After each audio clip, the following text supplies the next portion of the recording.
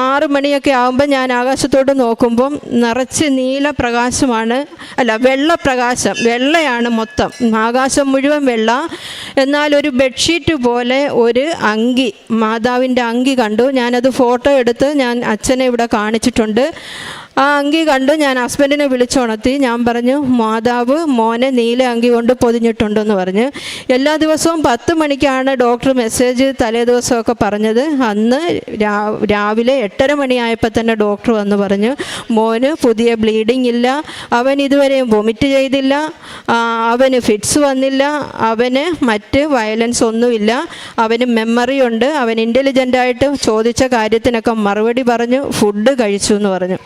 പിന്നീട് അങ്ങോട്ടുള്ള എങ്കിലും അവന് ഈ പറഞ്ഞ 4 ദിവസവും ICUയിൽ തന്നെ ഒബ്സർവ് ചെയ്യണമെന്ന് പറഞ്ഞു.